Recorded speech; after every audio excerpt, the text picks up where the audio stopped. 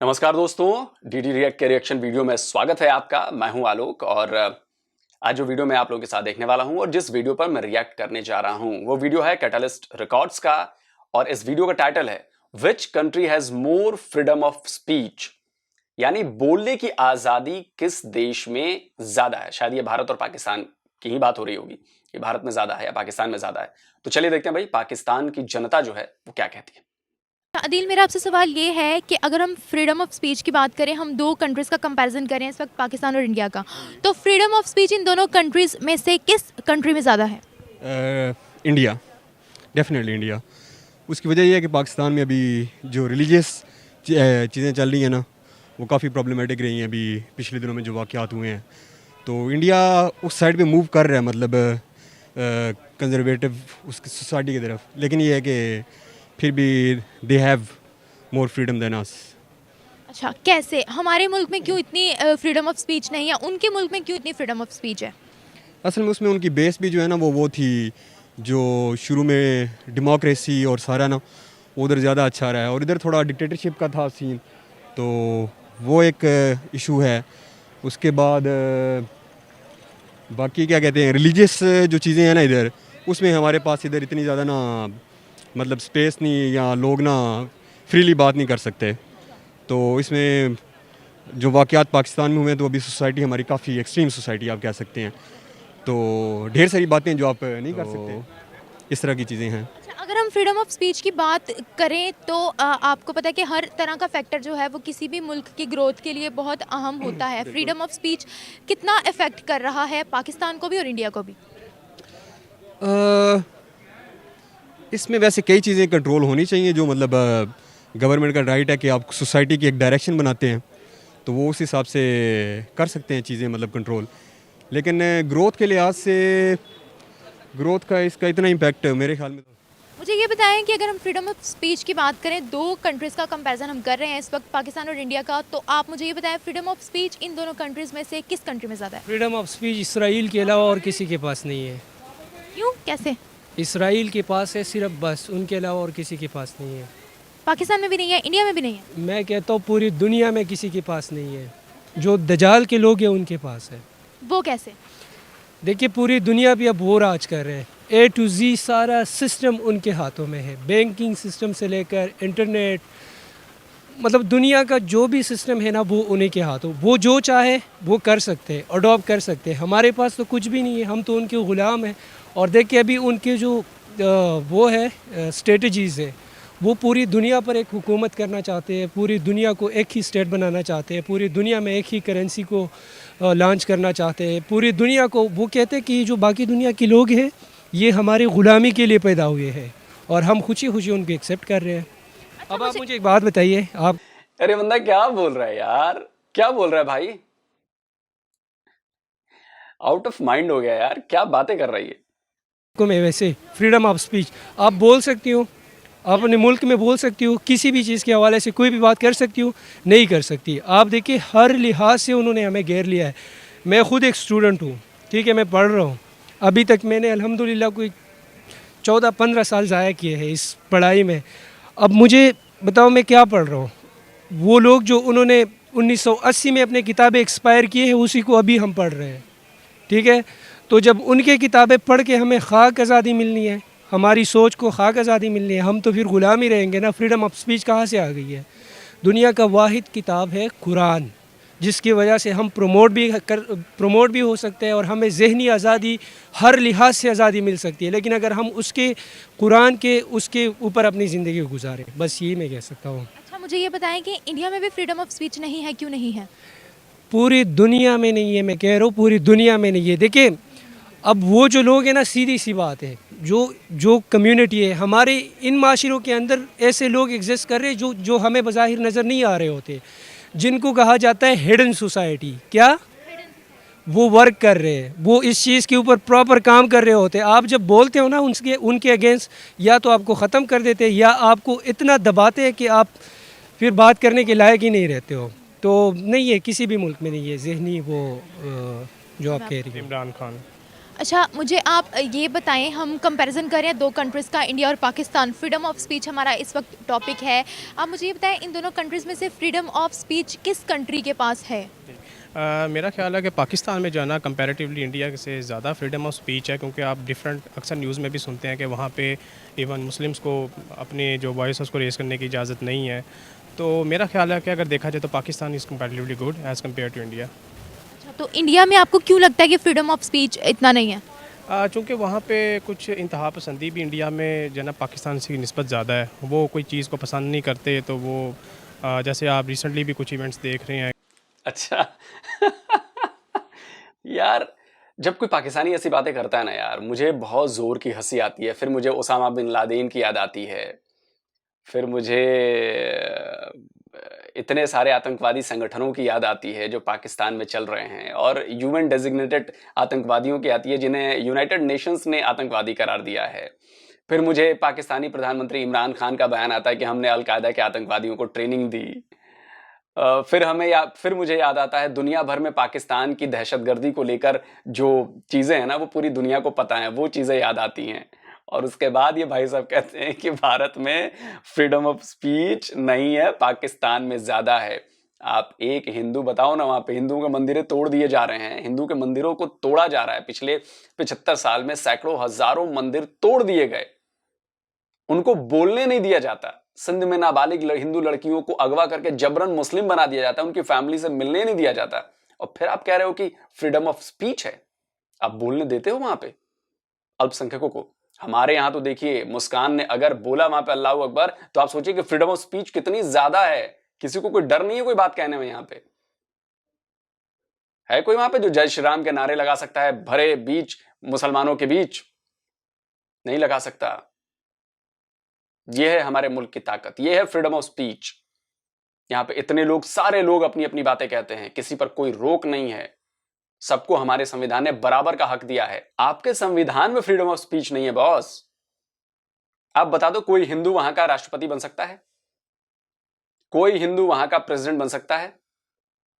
तो हमारे यहाँ तो कॉन्स्टिट्यूशन में ही जाहिर है, को मुसलमान अगर नहीं होगा ना सदर बन सकता ना वज़ीर आज़म बन सकता है।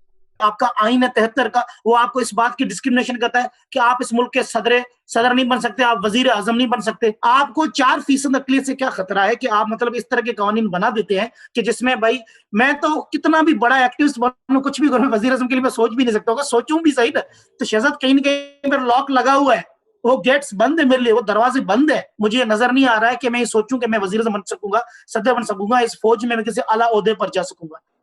हमारे यहां मुसलमान बन सकते हैं, बन चुके हैं। बड़े से बड़ा इदारा हो, मतलब जो संस्थान कहते हैं हमारे यहां बड़े से बड़ा, उस पे भी सबको बराबरी का हक है। वो उस वहां पे ये नहीं देखा जाता है आप किस धर्म के हो, आप किस जाति के हो। सबको हमारे संविधान ने बराबर का हक दिया, हमारे कॉन्स्टिट्यूशन ने। आपके तो आईन में नहीं लिखा है बॉस।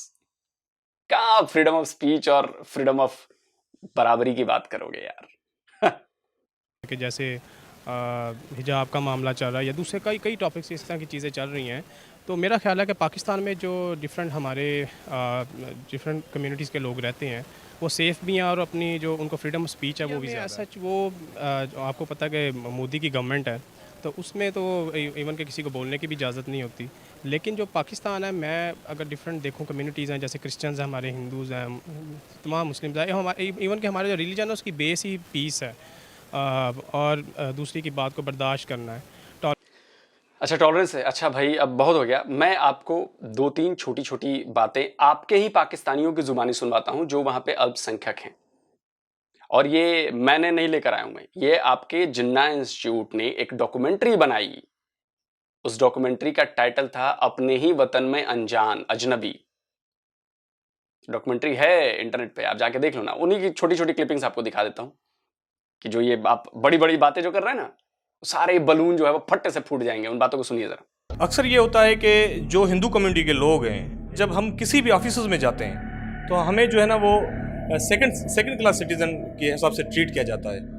अगर कोई एक मुस्लिम जो है वो खड़ा हो के कोई गवाही देता है तो वो झूठी गवाही भी दे देगा ना, तो हम लोग सच्चे भी होंगे। तो हम 2 बंदे, वो सिंगल पर्सन होगा तो हम लोग 2-3 भी होंगे ना, तो वो कहेंगे कि वो बंदा जो है वो सच कह रहा है। और ये बंदे झूठ बोल रहे हैं। तो उसने कहा कि जी हमने आपको मारना है। तो उन्होंने कहा हमारा कसूर, मेरा कसूर क्या है? तो उसने कहा जी तुम शिया हो और हमें ये कहा कि एक शिया को मारोगे तो 7 जन्नत के दरवाजे खुलेंगे। हकीकत में माइनॉरिटी का बहुत बड़ा मसला है, जिसमें हमें हिंदू माइनॉरिटी को, क्रिश्चियन माइनॉरिटी को बहुत ग्रीवेंसेस हैं। इस हद तक ग्रीवेंसेस हैं कि हम सर पीटते रह जाते हैं, हमारी कोई सुनवाई नहीं होती। हम अगर अदालत में कोई केस लेके जाते हैं तो यकीन जानिएगा, चपरासी से लेकर वकील से लेकर दूसरे लोगों देखने वालों से लेकर जज तक कन्वर्शन के पॉइंट के ऊपर मुस्कुरा रहे होते हैं। अगर कोई रो रहा होता है तो उस बच्ची की माँ, बाप और भाई रो रहे होते। सुना, यही है सच्चाई। तो इस पे झूठ का मुलम्मा मत चढ़ाइए। और आप जैसे लोग प्रोपेगेंडा करते हैं, झूठ का मुलम्मा चढ़ाते हैं, लेकिन ये भूल जाते हैं कि जमाना इंटरनेट का है, 5G का है, चीजें फौरन सामने आ जाती हैं। टॉलरेंस है, तो मेरा ख्याल है कि जिस रिलीजन की बेस ही इस चीज़ के ऊपर है, तो वो तो फिर और दूसरा का कायदे आज़म ने चूँकि ये जब कंट्री को इस चीज़ को बनाया था, तो उसमें भी सबके हकूक़ को और उनको जो है ना वो यही फॉरमोस्ट प्रेफरेंस थी। तो मेरा ख्याल है कि होना चाहिए सबको अमन चाहिए। बताएं कि फ्रीडम ऑफ स्पीच जो है वो किसी मुल्क की रेपुटेशन के लिए, किसी मुल्क की ग्रोथ के लिए कितना ज़रूरी है? बहुत ज़रूरी है, बहुत ज़रूरी है। उसकी वजह यह है कि इवन के इसमें ये इसका एक पॉजिटिव पहलू भी होता है। पॉजिटिव पहलू ये होता है कि आप पॉजिटिव क्रिटिसिज्म करते हैं किसी चीज़ के ऊपर, तो उसमें बेहतरी आती है। लेकिन नेगेटिव क्रिटिसिज्म जो होती है वो हमेशा किसी भी कंट्री के लिए वो हमेशा गलत, बुरी होती है। तो इस वजह से हमेशा करें, ठीक है, फ्रीडम ऑफ स्पीच आपकी होनी चाहिए, लेकिन ऐसी होनी चाहिए जिससे आपके कंट्री को बेनिफिट हो, at the end of the day उसका नुकसान ना हो उसको। यानी कि ओवरऑल अगर देखा जाए तो पाकिस्तान में ज़्यादा है। पाकिस्तान में ज़्यादा। वालेकुम सलाम, क्या नाम है आपका? मियाँ जमशेद। अच्छा, मुझे ये बताएं, मेरा आज का सवाल आपसे ये है कि अगर हम फ्रीडम ऑफ स्पीच की बात करें तो दोनों कंट्रीज़ का हम कंपैरिजन करेंगे, पाकिस्तान और इंडिया का, तो फ्रीडम ऑफ स्पीच इन दोनों कंट्रीज़ में से किस कंट्री में ज़्यादा है? पाकिस्तान। कैसे? हर लिहाज से। फिर भी रीजंस, एग्जांपल?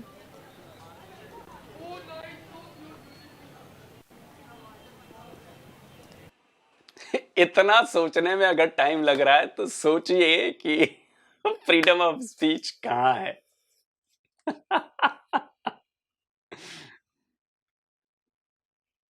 आप किसी एक पे पूछें भाई, किस पे नहीं है वो?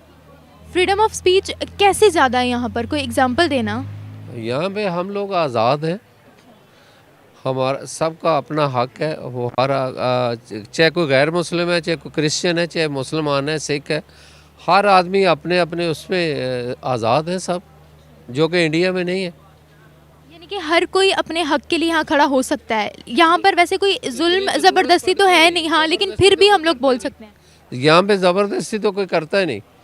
ज़बरदस्ती इंडिया में करते हैं, मुसलमानों पे, क्रिश्चियन पे, सब पे, सिखों पे, सब लोगों ने उनकी देखें इबादत गाहों में अंदर दाखिल होकर कैसे कैसे हमले नहीं किए। सिखों की दरबार साहब में बम्बों से हमला किया इंडिया ने, तो पाकिस्तान में तो कभी ऐसा कोई मामला नहीं हुआ। सब मुसलमान हैं, सबको हकूक़ हासिल हैं यहाँ पे। अच्छा, अगर हम इंडिया की बात करें फ्रीडम ऑफ स्पीच की, तो आपको क्या लगता है वहाँ पर कितना फ्रीडम ऑफ स्पीच है?